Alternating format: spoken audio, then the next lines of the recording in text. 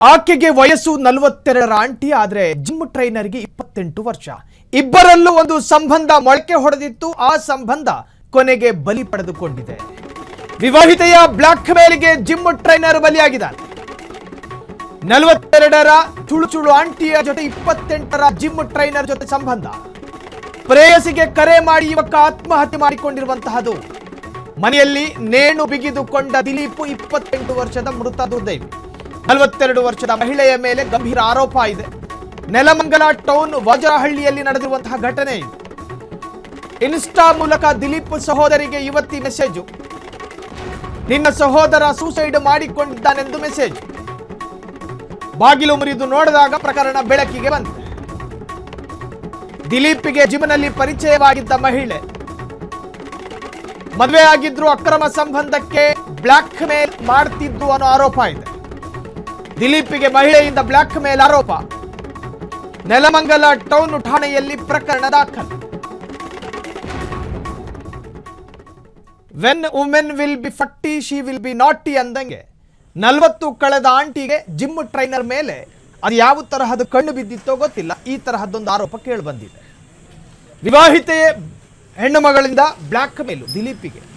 ಆ ಬ್ಲಾಕ್ ಮೇಲ್ನಿಂದ ತೀವ್ರ ಮಾನಸಿಕ ಹಿಂಸೆ ಅನುಭವಿಸಿದ ದಿಲೀಪ ಕೊನೆಗೆ ಆತ್ಮಹತ್ಯೆ ಮಾಡಿಕೊಂಡಿದ್ದಾನೆ ಅನ್ನೋ ಮಾಹಿತಿ ಕೊಟ್ಟಿದ್ಯಾರು? ಇದೇ 42ರ ಆಂಟಿ. ಯಾರಿಗೆ ಕೊಟ್ಟರು? ಈ ಜಿಮ್ ಟ್ರೈನರ್ನ ಸಹೋದರಿಗೆ ಮೆಸೇಜ್ ಮಾಡ್ತಾಳೆ, ನಿನ್ನ ಸಹೋದರ ಸೂಸೈಡ್ ಮಾಡಿಕೊಂಡಿರೋ ಸಂಖ್ಯೆಗಳಿದ್ದಾವೆ ಅಂತ. ಅದಾದ ನಂತರ ಬಾಗಿಲು ಮುರಿದು ನೋಡಿದಾಗ ಕಟ್ಟುಮಸ್ತಿನ ದೇಹದ ಯುವಕ, ಚುಳು ಯವ್ವನ ಪಾಪ, ಆತ್ಮಹತ್ಯೆಗೆ ಶರಣಾಗಿದ್ದ. ಇದಕ್ಕೇನು ಕಾರಣ ಅಂತ ಕೇಳಿದ್ರೆ ಬೇರೆ ಬೇರೆ ಆರೋಪಗಳಿದ್ದಾವೆ. ಇದು ಯಾವುದು ಕೂಡ ಸಾಬೀತಾದ ವಿಚಾರಗಳಲ್ಲ. ಆಕೆಯ ಜೊತೆ ಈತ ಸಂಬಂಧವನ್ನ ಇಟ್ಕೊಂಡಿದ್ದ.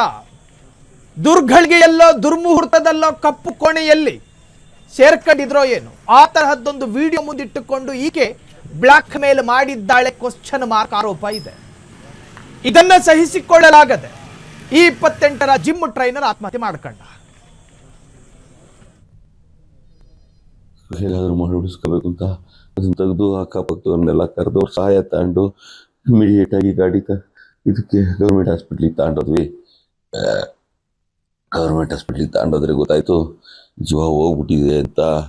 ಏನು ಮಾಡಿದ್ರು ನನ್ನ ಮಗ ಉಳಿಲಿಲ್ಲ. ನನ್ನ ಮಗನಿಗೆ ಮೆಸೇಜ್ ಮಾಡಿದ್ದಾಳೆ, ನನ್ನ ಮಗಳಿಗೆ ಇನ್ಸ್ಟಾಗ್ರಾಮಲ್ಲಿ ಮೆಸೇಜ್ ಮಾಡಿದ್ದಾಳೆ, ಅವಳಿಗೆ ವಿಡಿಯೋ ಕಾಲ್ ಮಾಡಿದ್ದ ನಿಮ್ಮ ಅಣ್ಣ ಅಂತ ಹೇಳಿದ್ದಾಳೆ.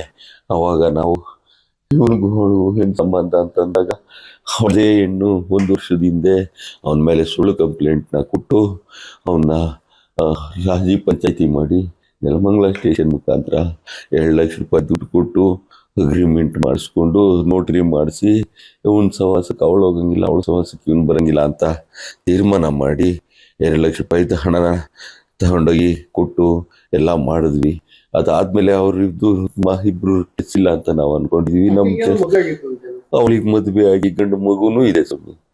ಗಂಡನ ಜೊತೆಲಿ ಇದ್ಗಂಡೇ ಇಷ್ಟೆಲ್ಲ ಮಾಡ್ತಾ ಇದ್ದಾಳೆ. ಗಂಡನೂ ಕೂಡ ಇದಕ್ಕೆ ಶಾಮಿಲ್ ಆಗಿದ್ದಾನೆ. ಗಂಡ ಅವನ ಶಾಮಿಲ್ ಆಗ್ಲಿಲ್ಲ ಅಂದ್ರೆ ಒಂದು ಮದುವೆ ಆಗಿರೋ ಹೆಣ್ಣು ಇದೆಲ್ಲ ಮಾಡೋದಕ್ಕೆ ಹೇಗೆ ಸಾಧ್ಯ ಹೇಳಿ?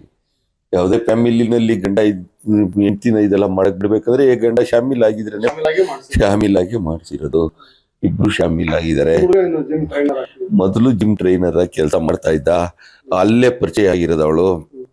ಅದಾದ್ಮೇಲೆ ನಾವು ಬೇಡ, ಯಾವ್ದು ಟ್ರೈನರು ಏನು ಬೇಡ ಅಂತ ಹೇಳ್ಬಿಟ್ಟು ನನ್ನ ಜೊತೆನಲ್ಲೇ ಕೆಲಸ ಮಾಡಿಸ್ಕೊಳ್ತಾ ಇದ್ವಿ. ಅದ್ರ ಜಿಮ್ಗೆ ಹೋಗೋನು ಬೆಳಿಗ್ಗೆ ಸಾಯ್ತೀನಿ ಅಂತ ಅಂದಾಗ್ಲೇನೆ ಕಾಲ್ ಮಾಡಿ ಹೇಳ್ಬೋದಾಯ್ತು, ಪೊಲೀಸ್ ಸ್ಟೇಷನ್ಗೆ ಇನ್ಫಾರ್ಮ್ ಮಾಡ್ಬೋದಾಯ್ತು. ಯಾವುದೂ ಮಾಡಿಲ್ಲ. ಅವನ ಜೀವ ಇವತ್ತು. ಕ್ಷಣ ಕ್ಷಣದ ಸುದ್ದಿಗಳಿಗಾಗಿ ಫ್ರೀಡಂ ಟಿವಿ ಸಬ್ಸ್ಕ್ರೈಬ್ ಮಾಡಿ, ಲೈಕ್ ಮಾಡಿ ಹಾಗೂ ಫಾಲೋ ಮಾಡಿ. ಹೊಸ ಸುದ್ದಿಗಳ ನೋಟಿಫಿಕೇಶನ್ಗಾಗಿ ಬೆಲ್ ಐಕಾನ್ ಮೇಲೆ ಕ್ಲಿಕ್ ಮಾಡಿ.